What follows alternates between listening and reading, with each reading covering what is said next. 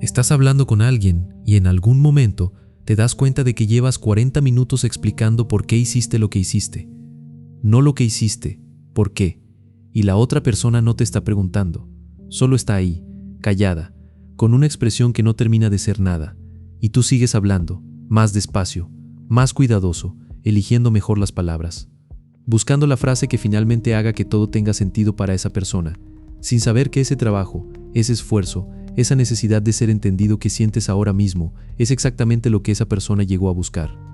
Bienvenidos a Mente Siniestra. Hay personas que no eligen a otras por accidente. No es química, no es suerte. No es que dos almas encontraron su camino de forma misteriosa. Es una lectura, una evaluación, un proceso que ocurre con tanta naturalidad que la persona que lo realiza muchas veces ni siquiera lo vive como una decisión consciente. Simplemente sabe que contigo va a funcionar. Y lo sabe antes de que tú hayas dicho nada importante. Lo que hace difícil ver esto no es que el mecanismo sea complicado. Es que los rasgos que lo hacen posible son los mismos que cualquier persona consideraría virtudes: empatía, lealtad, la capacidad de entender a otro antes de juzgarlo, el instinto de cuidar. Nadie llega a una relación pensando que sus mejores cualidades son también las que la hacen más fácil de usar, pero algunas personas lo saben desde el principio. Existe un tipo de inteligencia emocional que no tiene nada que ver con la calidez. Los investigadores la llaman empatía cognitiva, la capacidad de leer con precisión lo que otra persona siente, piensa, necesita, teme, sin sentirlo uno mismo, sin que ese conocimiento venga acompañado de ningún impulso de proteger o cuidar, solo la información, limpia, utilizable. Las personas con rasgos manipuladores severos suelen tener esta capacidad muy desarrollada y completamente desconectada de cualquier cosa que se parezca a la compasión. Pueden decirte exactamente lo que quieres escuchar porque entienden lo que estás esperando, no porque les importe. Y lo primero que leen en ti no es lo que dices. Un estudio pidió a personas observar videos de desconocidos caminando, solo caminando. Las personas con puntajes más altos en rasgos psicopáticos identificaron con mayor precisión a quienes habían sido víctimas de algún tipo de abuso previo, no por su ropa, no por su cara, por cómo se movían, la longitud del paso, el peso del cuerpo al girar, la forma en que miraban antes de cruzar una puerta. Señales que nadie ensaya porque nadie sabe que las tiene. Señales que dicen lo mismo en todos los idiomas. Esta persona duda de que ocupe el espacio que está ocupando. Antes de que abras la boca, ya hay algo que leer. Lo que sigue es la fase de calibración. Puede parecer que te están conociendo, y en cierto sentido es verdad. Solo que lo que buscan no es saber quiénes somos, es saber cómo funcionamos. Si haces preguntas sobre su vida y ellos responden con otra pregunta sobre la tuya, no es curiosidad recíproca. Es un método. Al hacerte hablar primero establecen una línea. Aprenden dónde estás parado, qué te importa, qué te duele, qué historia sobre ti mismo necesitas que sea verdad. Y una vez que tienen eso, pueden darte exactamente eso de vuelta, envuelto en algo que se siente como comprensión. No te eligió, te leyó. Hay perfiles que aparecen una y otra vez, no como coincidencia, sino como consecuencia. Las personas con alta empatía son un blanco frecuente, no porque sean débiles, sino porque son generosas con su interpretación del otro. Cuando alguien hace algo que duele, un empático busca el contexto, busca la razón, busca la versión de los hechos en la que la otra persona no es mala sino herida. Este mecanismo, que en la mayoría de los vínculos produce comprensión y reparación, en manos de alguien que lo sabe explotar, produce algo diferente. Produce una persona que va a encontrar siempre una explicación para lo inexplicable, que va a esperar siempre un poco más, que va a creer que si entiende mejor, si explica mejor, si ama mejor, algo va a cambiar. Nada va a cambiar, pero va a seguir intentándolo. Hay otro perfil, más difícil de ver porque viene vestido de fortaleza.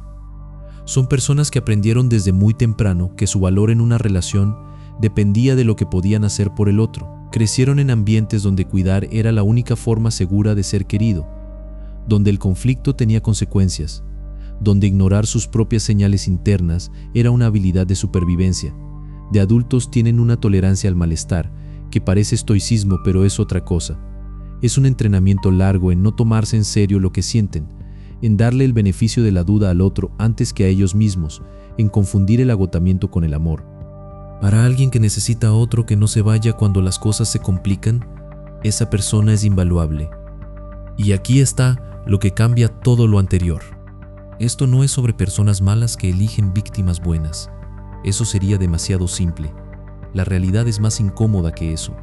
Lo que ciertos perfiles manipuladores buscan no es debilidad, buscan autenticidad, buscan emociones reales porque ellos no pueden producirlas, buscan la capacidad de cuidar porque no la tienen, buscan el tipo de lealtad que no se rinde fácilmente porque saben que eso los va a mantener cerca de alguien que no los va a soltar aunque deberían.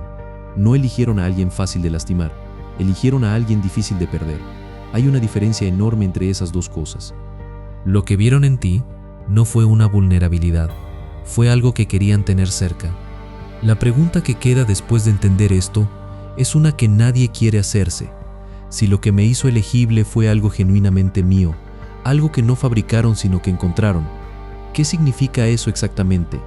Y la respuesta perturbadora es que significa que el proceso de selección no fue sobre tus defectos, fue sobre tus virtudes, la empatía que tienes, la paciencia que tienes, la capacidad de quedarte cuando otros se habrían ido, todo eso real, todo eso tuyo, todo eso detectado, catalogado y usado antes de que te dieras cuenta de que había un proceso en marcha. No fallaste al no verlo.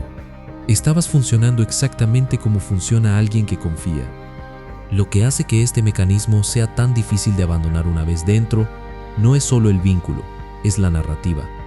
Cuando alguien lleva tiempo diciéndote de formas sutiles y directas que eres demasiado sensible, que recuerdas las cosas mal, que tu interpretación de lo que pasó no es la correcta, que tu malestar es exagerado, algo empieza a moverse en la forma en que te explicas a ti mismo lo que sientes, y en algún momento, sin que haya un momento exacto en que ocurra, empiezas a necesitar su versión de los hechos para poder funcionar, porque la tuya ya no parece confiable.